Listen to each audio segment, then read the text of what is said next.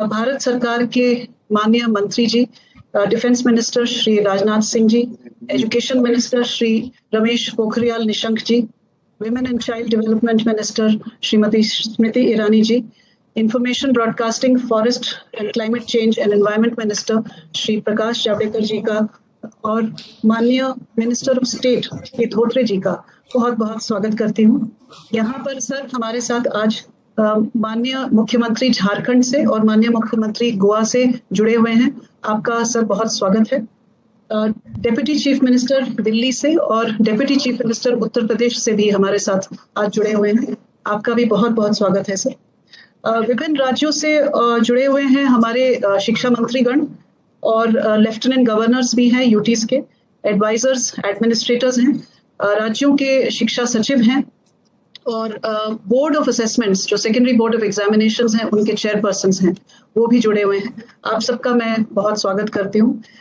ये consultation process जो है ये एग्जाम्स के बारे में है और खास करके बोर्ड एग्जाम्स 12th स्टैंडर्ड, क्योंकि ये जो महामारी है इसने सारे राज्यों को इम्पैक्ट किया है, सेंटर को भी इम्पैक्ट किया है in terms of board exams and also जो एंट्रेंस एग्जाम्स होते हैं कॉलेज लेवल्स के, क्योंकि ये दोनों कनेक्टेड हैं, इसलिए ये कंसल्टेशन प्रोसेस के लिए आप सब यहाँ आए हैं। इसके लिए आपके हम बहुत आभारी हैं। इस कंसल्टेशन प्रोसेस को आगे बढ़ाने के लिए सबसे पहले मैं रिक्वेस्ट करूंगी कि वेलकम एड्रेस देने के लिए श्री संजय धोत्रे जी, जो हमारे माननीय केंद्रीय शिक्षा राज्य मंत्री जी हैं।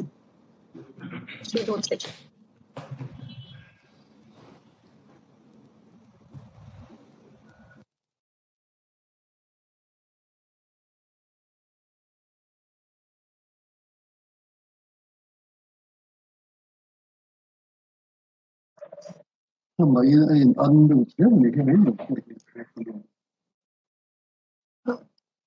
Can NIC confirm if MOS sir is there?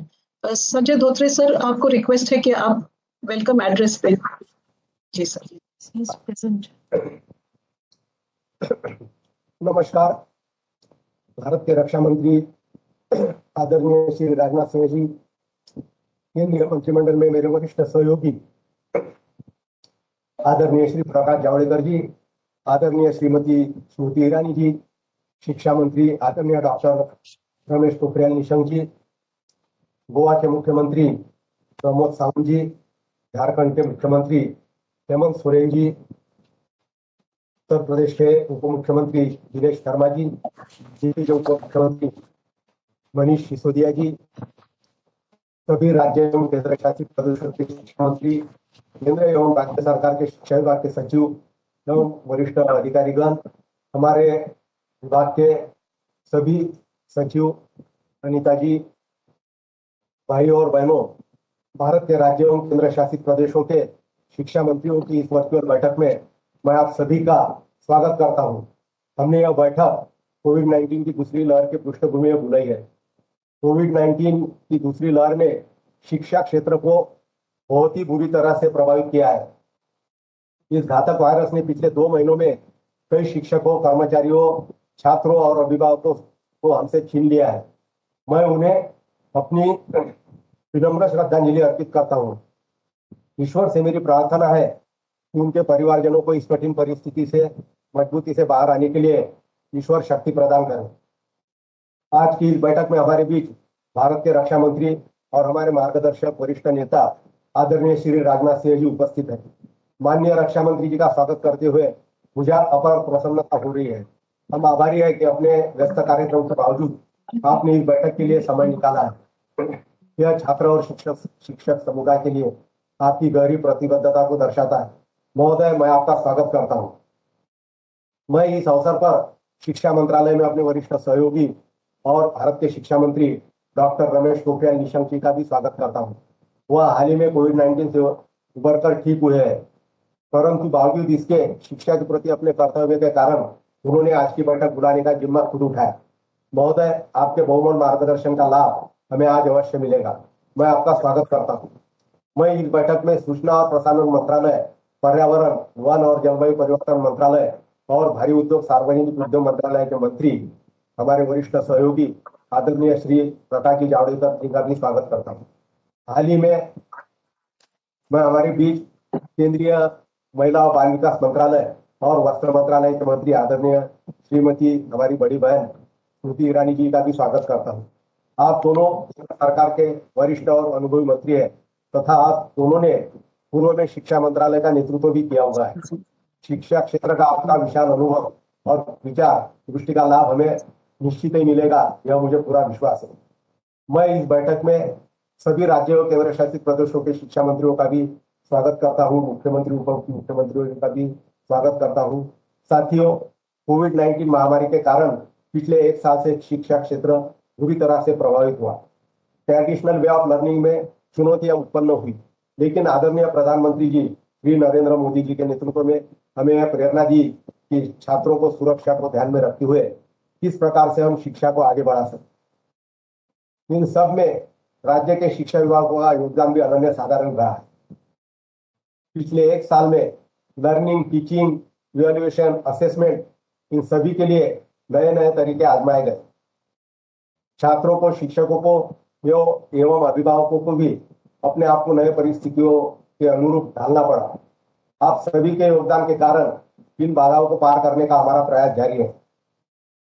Dear friends, I am conscious of the fact that all my colleagues from the states and UTs are extremely busy during these days.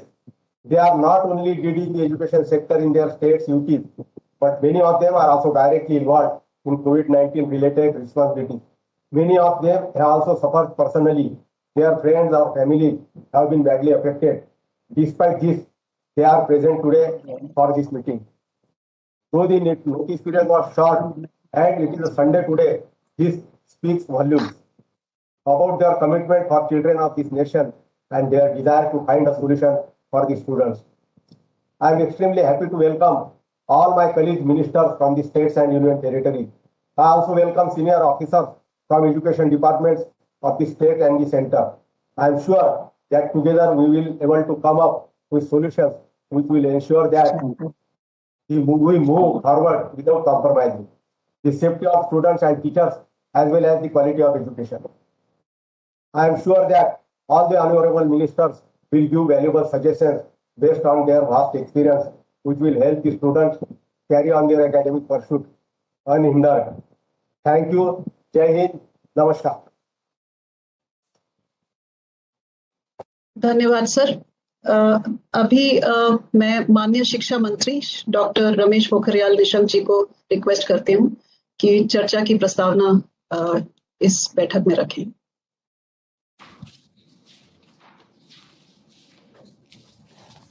आज की इस बहुत ही महत्वपूर्ण बैठक में हमारे बीच उपस्थित और देश के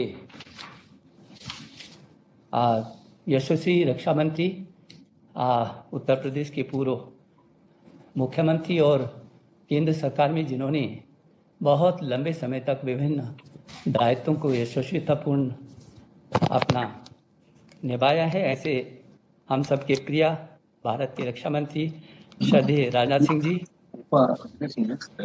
मेरे साथ इस बैठक में जुड़े मेरे सहयोगी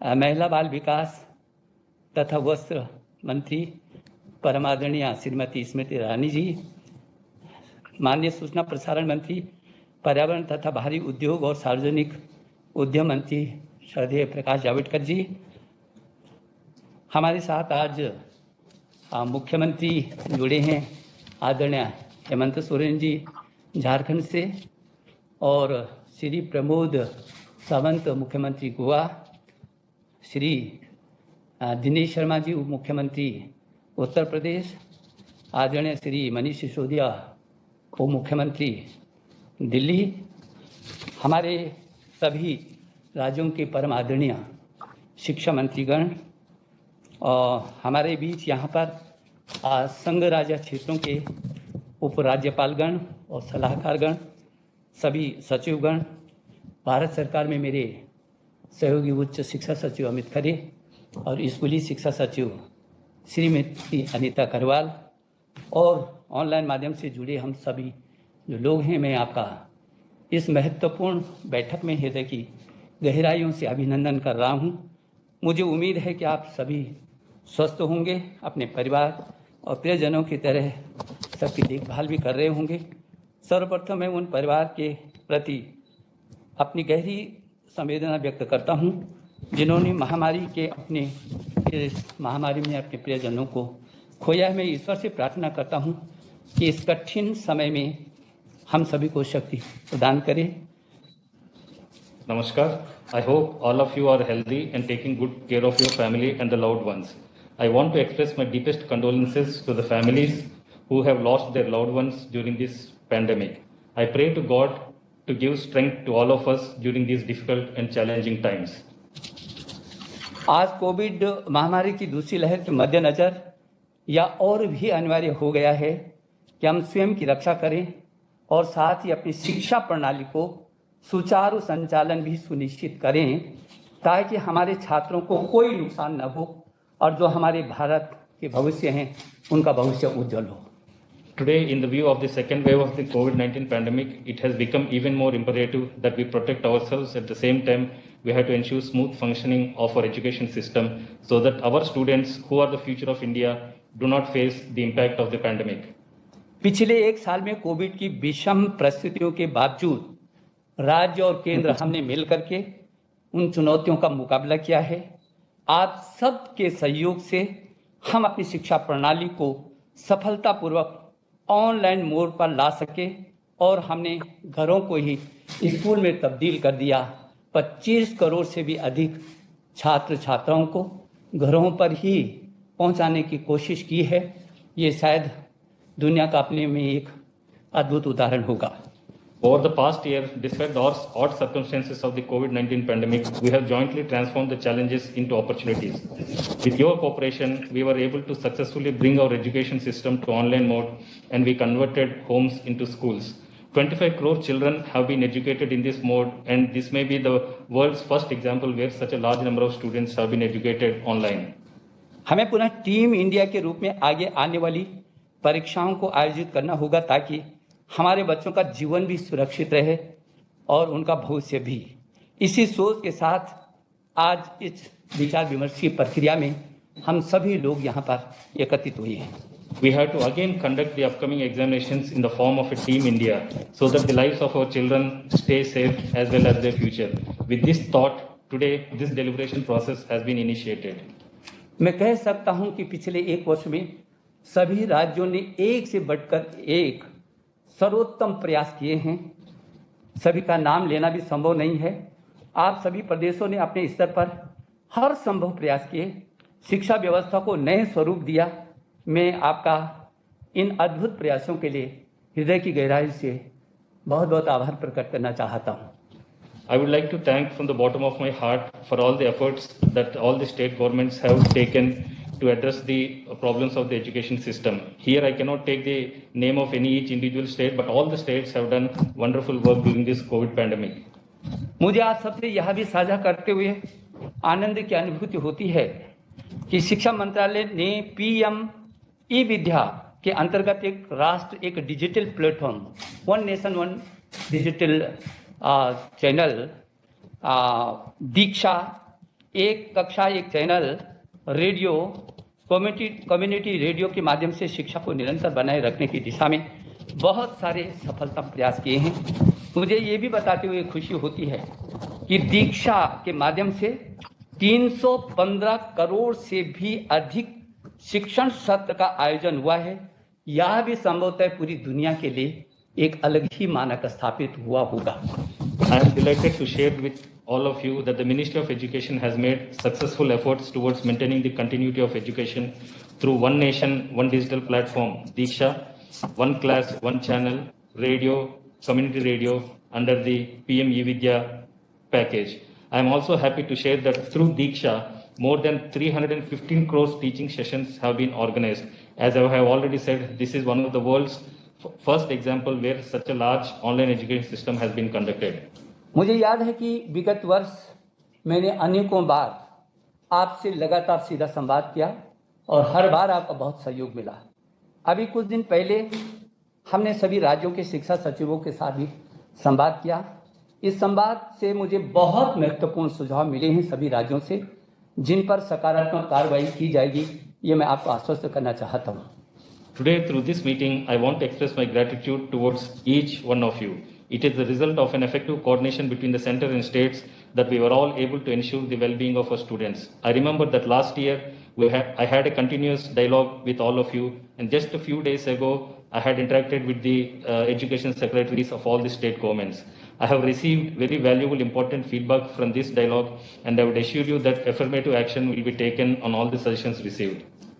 मुझे इस बात का भी संतोष है कि पिछले वर्ष आप सभी के बहुत ही सहयोग से हम परीक्षाओं का सफलतापूर्वक संचालन कर पाए। सीबीएसई के जो बचे हुए पेपर थे उनको आपकी मदद से हमने पूरा किया और समय पर रिजल्ट भी आउट किया। केंद्र और राज्यों के बीच के आपसी समन्वय और प्रभावी सहयोग के कारण हम जेईई और नीट की परीक्षा आयोजित करने में सफल रहे। 21 लाख से भी अधिक छात्रों ने भागीदारी की और मैं समझता हूं कि कोरोना काल की पूरी दुनिया की ये सबसे सफलतम परीक्षा थी और सुरक्षित परीक्षा थी। I would also like to share with you that with your support, we were able to successfully conduct various competitive examinations last year. Due to mutual coordination and effective cooperation between the center and the states, we have successfully conducted JEE and NEET examinations, which saw the participation of more than 21 lakh students.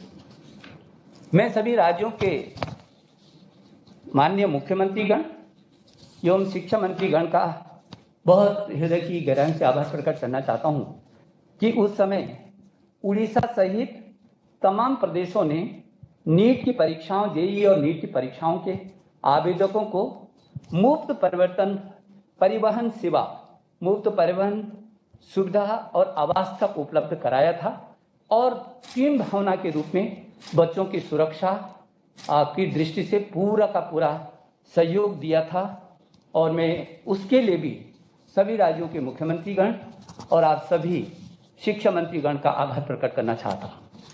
The conduction of competitive examination is an example of collective success for all of us and perfect example of team spirit. I would like to thank Honorable Chief Ministers and State Education Ministers for good cooperation and for the successful conduct of these competitive examinations last year. Many states, including Odisha, have given free transport facility and accommodation to the applicants of JEE and NEET examinations. Such examples have paved way for successful conduct of the examinations. जैसा कि आप जानते हैं कि वर्तमान परिस्थितियां और भी विकट हैं, इन परिस्थितियों को मद्देनजर रखते हुए हम आंतरिक मूल्यांकन के आधार पर आगे बढ़े हैं। वर्तमान परिस्थितियों के कारण ही हमने 10वीं की जो बोर्ड की सीबीएसई की परीक्षा है उसे रद्द करने का फैसला किया था और उसके आंतरिक मूल्यांकित करके उनको रिजल्ट देने की बात की है। As you all know, the present situation is very difficult and challenging. Keeping this in mind, the 10th class board examinations have been cancelled and an effective assessment system has been introduced based on the internal examinations. परंतु आप समझते हैं कि जो कक्षा 12 की परीक्षा है एक अलग महत्व है उसका और संदर्भ भी बिल्कुल अलग है। यह ऐसा पड़ाव होता है जिसका प्रभाव हर विद्यार्थी के जीवन पर पूरी उम्र भर रहता है।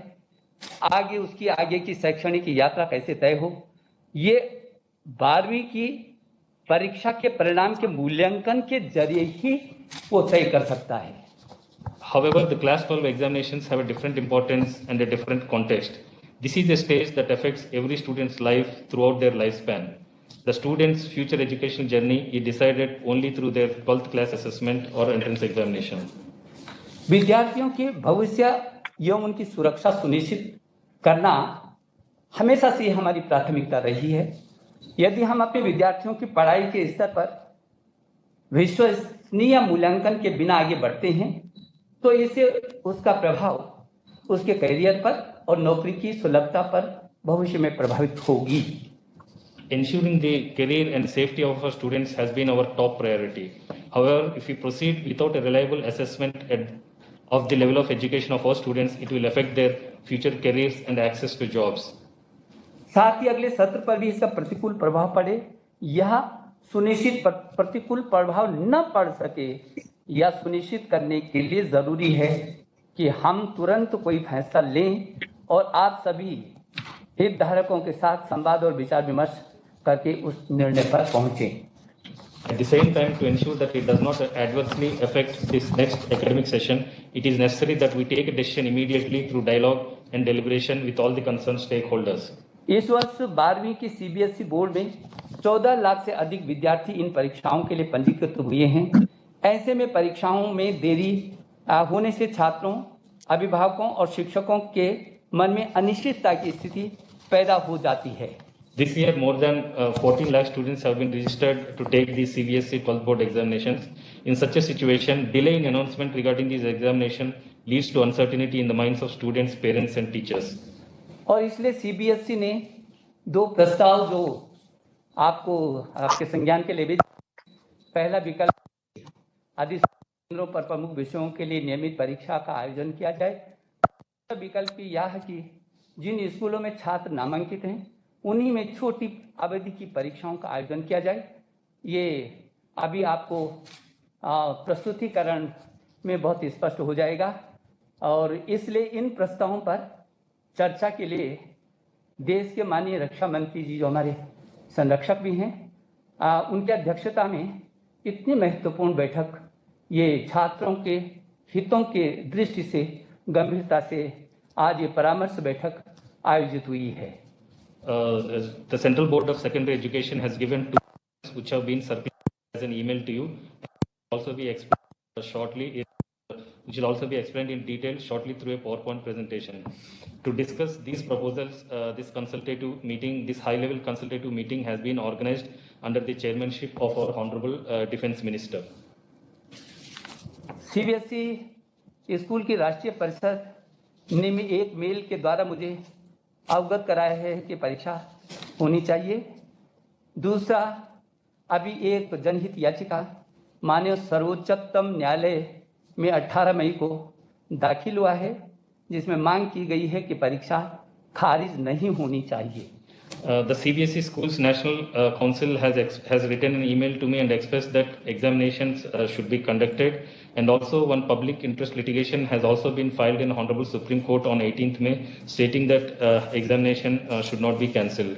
मैं ये भी अवगत कराना चाहता हूँ कि सीबीएसई बोर्ड ने अपने सीबीएसई के तमाम स्कूलों के जो संघ हैं उनसे लगातार परामर्श किया है और उनकी भी इस दिशा में परीक्षा कराने की दिशा में सहमति उनको प्राप्त हुई है। The Central Board of Secondary Education has done wide consultations with various schools and the other stakeholders involved in this, and it has got approval from all the stakeholders regarding conduct of the examinations.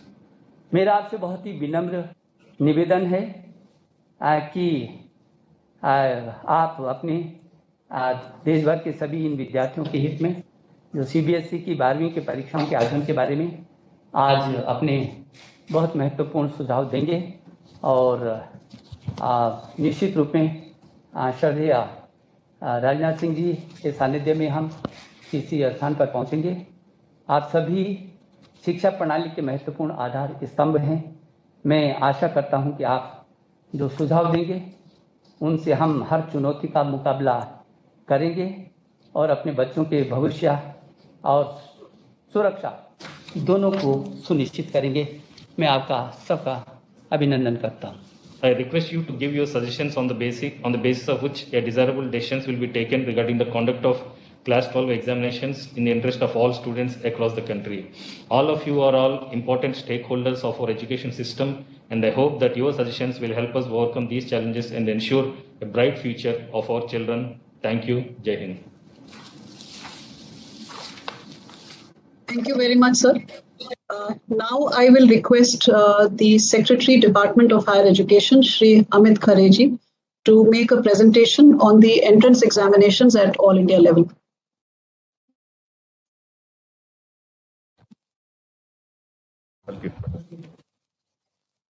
माननीय रक्षा मंत्री आदरणीय श्री राजनाथ सिंह जी, माननीय शिक्षा मंत्री doctor Ramesh Pokhriyal Nishank जी, माननीय मंत्री प्रकाश जावड़ेकर महोदय, माननीय मंत्री श्रीमती स्मृति जुबिन ईरानी जी, हमारे मंत्रालय के माननीय शिक्षा राज्य मंत्री श्री संजय धोत्रे जी, झारखंड के माननीय मुख्यमंत्री हेमंत सोरेन जी और गोवा के माननीय मुख्यमंत्री डॉक्टर प्रमोद सावंत जी, उत्तर प्रदेश और दिल्ली के माननीय उप मुख्यमंत्री, lieutenant governor or advisor, Honorable Education Ministers of States, my colleague Secretary School Education, and Chairman, sir मैं अवगत कराना चाहूँगा UGC, AICT, CBSE, national testing agency सबके चेयरमैन हमारे साथ जुड़े हुए हैं और केंद्र और राज्य सरकार के अधिकारीगण। सर क्योंकि आज का अवसर राज्यों के विचार लेने का है, इसलिए मैं बहुत ही संक्षेप में केवल 5 स्लाइड में विषय प्रवेश कराना चाहूँगा। After the class 12 exam there are some major examinations which are conducted for entry into engineering, medical, agriculture and other streams. पहली परीक्षा जेईई मेन की है। इसमें सर 11 लाख स्टूडेंट अपियर होते हैं। ये परीक्षा कंप्यूटर बेस्ड होती है। It is a computer based test and it is only for 3 hours. For the requirements of the COVID situation, we have made it 4 times in a year. So a student who misses one cycle can always appear in the next exam. 2 cycles have already been covered in February and March. There are remaining 2 cycles. This exam is also used by many state governments for entry into engineering colleges of their states. तो ये sir हमारे साथ साथ जो हमारे NIT के हैं उसके अलावा बहुत से राज्यों के इंजीनियरिंग कॉलेज में भी प्रवेश इसी से मिलता है। दूसरी परीक्षा है सर जेईई एडवांस, जो IIT में प्रवेश के लिए है, केवल IIT के लिए। इसमें 2.5 लाख छात्र अपियर होते हैं। ये 1 दिन की परीक्षा है और ये भी 3 घंटे की है, जो कि कंप्यूटर बेस्ड है। सबसे बड़ी परीक्षा सर मेडिकल में एंट्रेंस के लिए है, NEET, national eligibility cum entrance test. इसमें 16 lakh examinees are there sir. ये परीक्षा सर OMR शीट से होती है। ये थोड़ा सा अंतर है, पुरानी जो अन्य परीक्षाएं हैं वो कंप्यूटर बेस्ड थी। एग्रीकल्चर के लिए सर कंप्यूटर बेस्ड परीक्षा है, उसमें 2 लाख स्टूडेंट अपियर होते हैं। पिछले वर्षों का अगर देखा जाए सर, मैं बहुत आभारी हूँ राज्यों का। इतनी विषम परिस्थिति में भी, जो माननीय शिक्षा मंत्री ने भी धन्यवाद दिया कि विषम परिस्थितियों में भी पिछले साल हम लोग परीक्षा करा पाए थे। Normally sir joint entrance exam April में होता है मेन, लेकिन पिछले वर्ष कोविड के कारण सितंबर में हमने कराया। वो डेट सेकंड कॉलम में हमने लिखी है किस डेट को ये कराया गया। वैसे ही सर जो जेईई एडवांस्ड है जो कि मई में होता है, वो 27 सितंबर को पिछले साल कराया गया। नीट की परीक्षा हम लोगों ने पिछले वर्ष 13 सितंबर को कराई।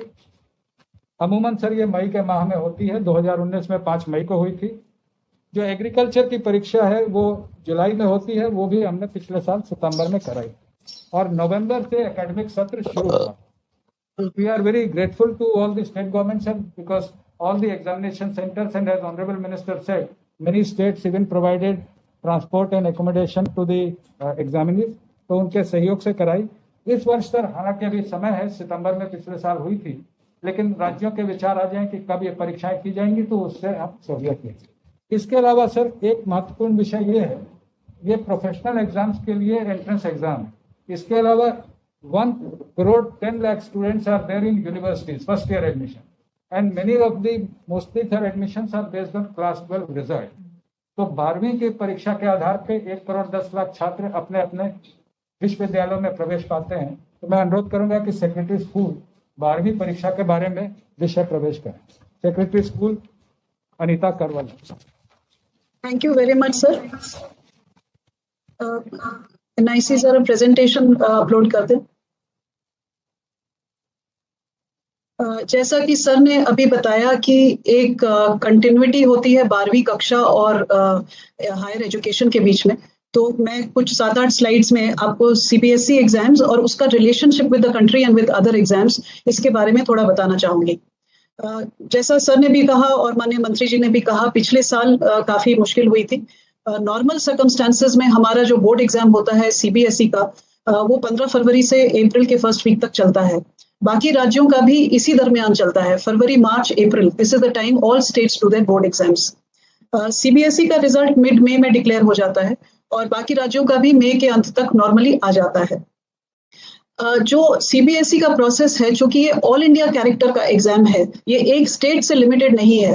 We have to send our question papers from the printing place to the entire country, इसलिए हमारा जो प्रोसेस है वो थोड़ा सा लंबा होता है as compare to states.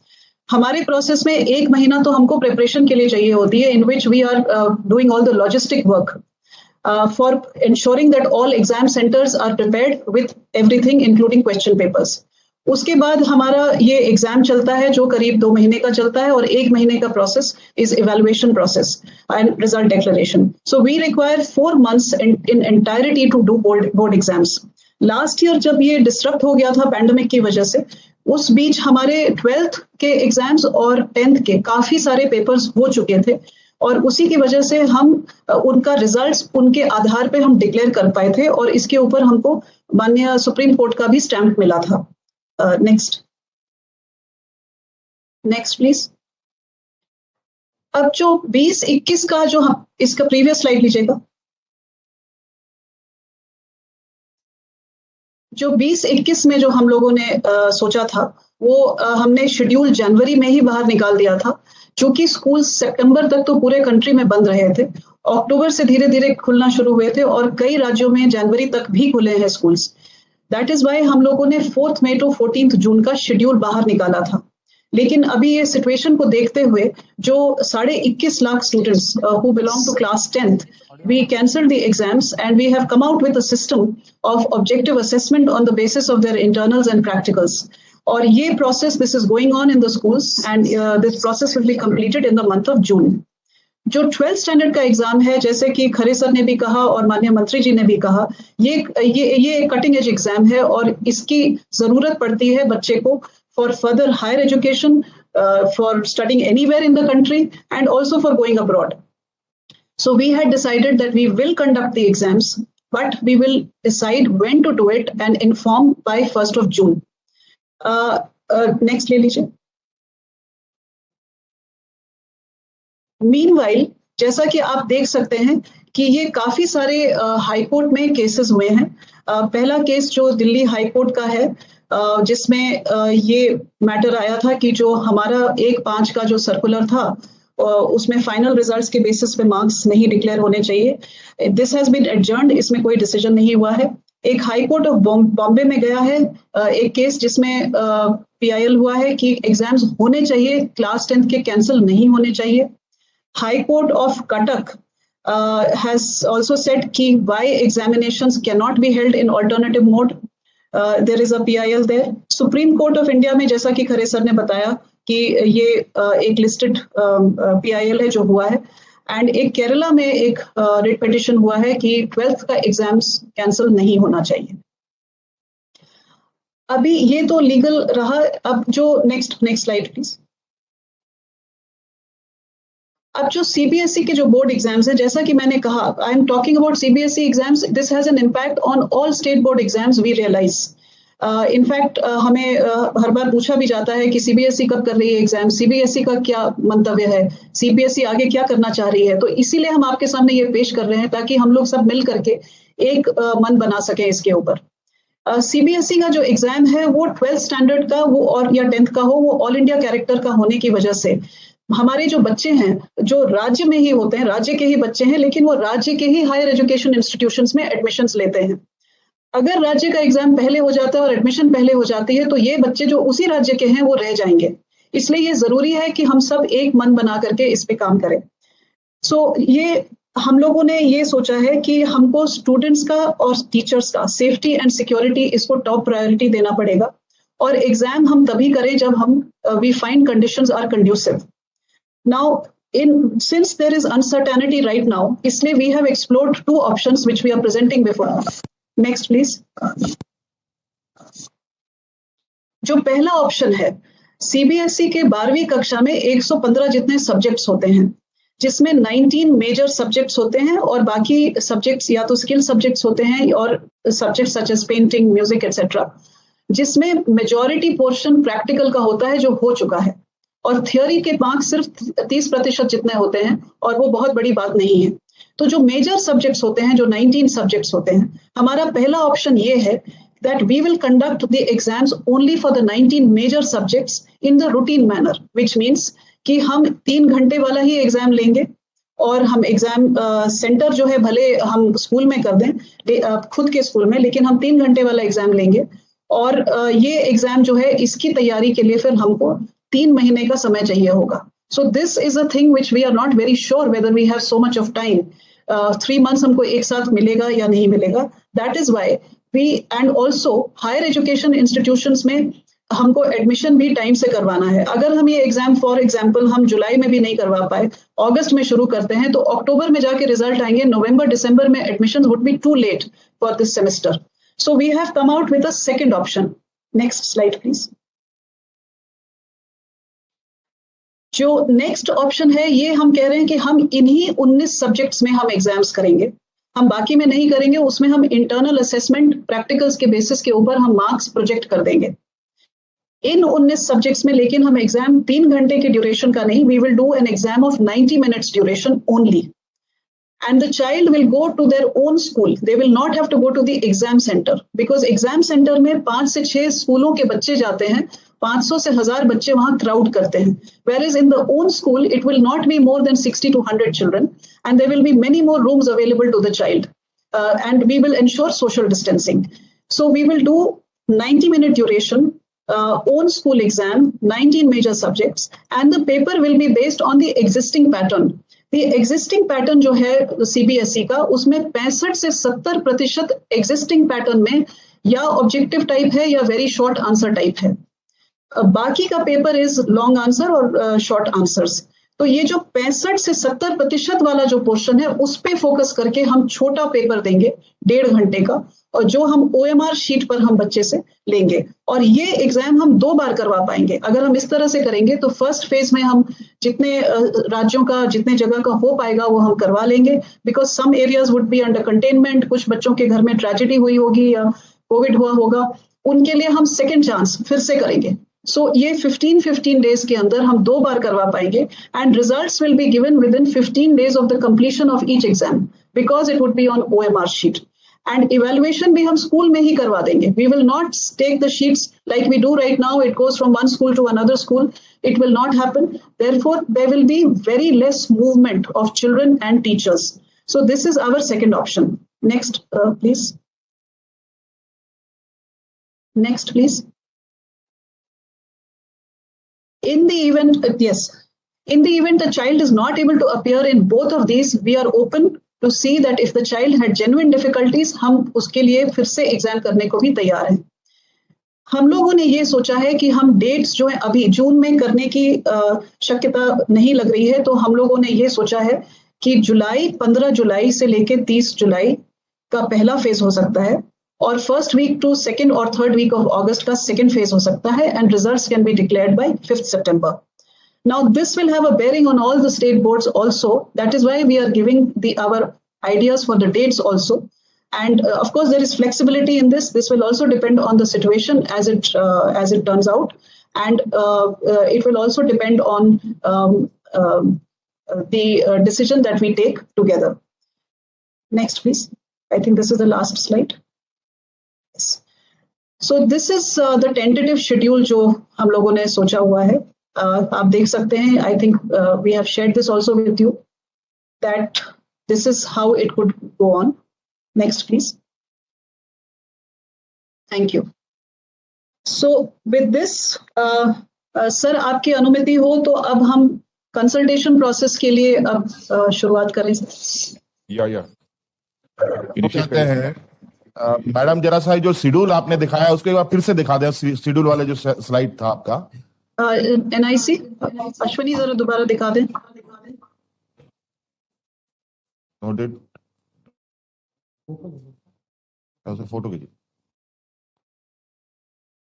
Option A एक साइड है, ऑप्शन बी दूसरी साइड है. अगर हम ऑप्शन ए पे जाते हैं तो 1 जुलाई से प्री एग्जाम एक्टिविटी शुरू करेंगे. एग्जाम शुरू करेंगे 1 अगस्त को और 20 के आसपास खत्म होगा. इवैल्यूएशन जो है 5 सितंबर के आसपास पूरा होगा और रिजल्ट 20 सितंबर.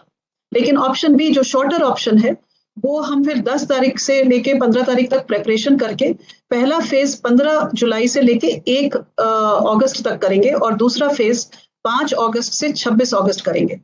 और इसका इवैल्यूएशन साइड बाय साइड चलता रहेगा स्कूल में. हमारा सिस्टम है, हम ऑब्जर्वर्स भेजते हैं स्कूल्स में, और हमारे काफी IT बेस्ड काफी रोबस्ट एप्स हैं which also monitor the whole exam process. और ये जो है जैसा इसमें लिखा है, रिजल्ट फाइनल रिजल्ट डिक्लेरेशन 5 सितंबर तक हो पाएगा. मैडम ये वेरिफिकेशन शेड्यूल क्या होता है, इसमें वेरिफिकेशन का पीरियड किस लिए रखा है? जो एंड सर ये verification, Manoj can you please tell us, Manoj Ahuja, sir chairperson CBSE. नमस्कार सर। सर ये जो रिजल्ट्स हमारे पास आते हैं इसका हम अपने स्तर पे वेरीफाई करते हैं, सारे रिजल्ट्स का मिला के, प्रैक्टिकल और थ्योरी का मिला के हर बच्चे का रिजल्ट आया है कि नहीं, तो वो हमारे सिस्टम पे उसको वेरीफाई करते हैं सर। कोई गलत तो नहीं आ गया, ये गलतियां ठीक करते हैं, उसमें समय लगता है। जी ठीक, thanks. Sir thank you sir. Sir आपकी अनुमति हो तो अब आगे बढ़ें सर। आगे बढ़िए जी। तो सर सबसे पहले चूंकि दो माननीय मुख्यमंत्री हमारे साथ जुड़े हुए हैं, तो मैं रिक्वेस्ट करूंगी सबसे पहले माननीय मुख्यमंत्री जी झारखंड के हमारे साथ जुड़े हुए हैं, वो अपना मंतव्य रखें। धन्यवाद मैम। आज के इस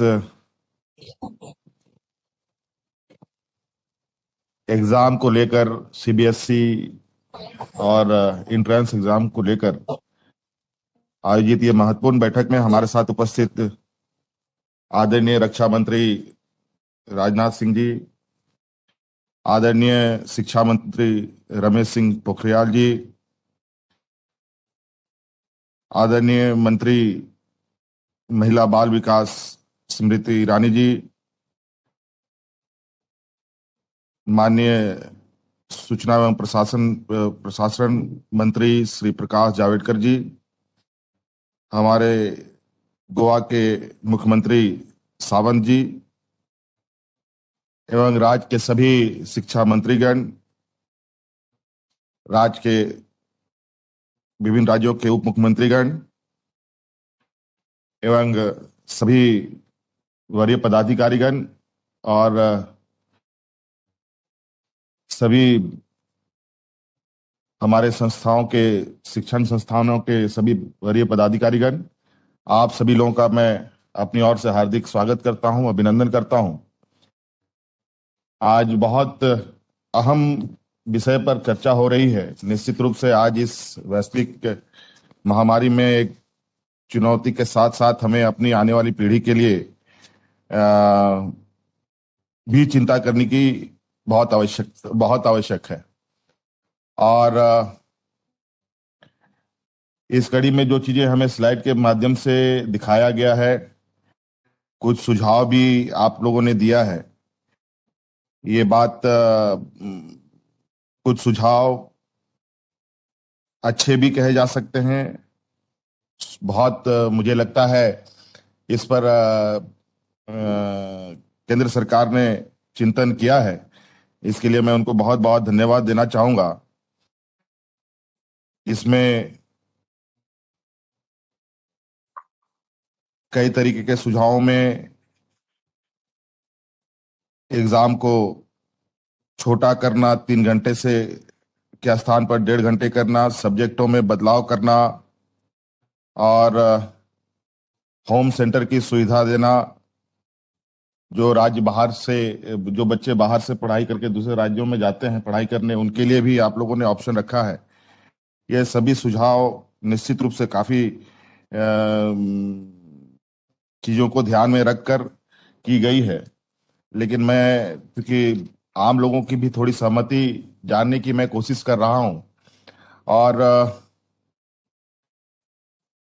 मैं भी इसके पक्ष में हूं कि हम सही समय पर बच्चों के एग्जाम करा पाएं।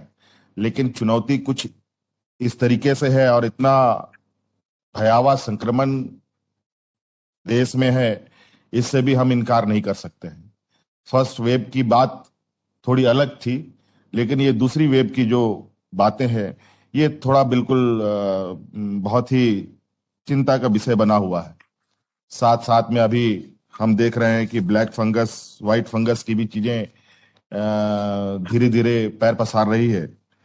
अभी तो शहरों के इर्द गिर्द हम लोग कोरोना संक्रमण को देख रहे थे, जहां अफरा तफरी काफी मची हुई है आज के दिन में भी कई राज्यों में, और अब ये धीरे धीरे गांव की ओर भी पैर पसार रहा है। और कई पूरे देश में कई राज्यों ने लॉकडाउन रखा है, कई राज्यों में पार्शियल लॉकडाउन लगा हुआ है। और ऐसे स्थिति में हमें इस बात को भी ध्यान में रखना चाहिए कि कई बच्चे हैं जो अभी संक्रमित हुए हैं और स्वास्थ्य लाभ भी ले रहे हैं। मैं कुछ सुझाव देना चाहूंगा, जो सर्व समिति से बातें उभर के आएंगे उस पर हम लोग आगे विचार करेंगे। और इसमें कई लोग, कई बच्चे, पूरा परिवार एक मानसिक तनाव से भी गुजर रहा है। और इस बीच हमें यह भी ध्यान रखना होगा कि कई बच्चे ऐसे हैं, जहां हम ऑनलाइन एग्जाम की भी बात करते हैं, इसमें कई घरों में कई पेरेंट्स बच्चों के गुजर गए हैं। उनकी मनस्थिति को भी हमें इस बात को ध्यान में रखना होगा कि ऐसी स्थिति में हम क्या कर सकते हैं। और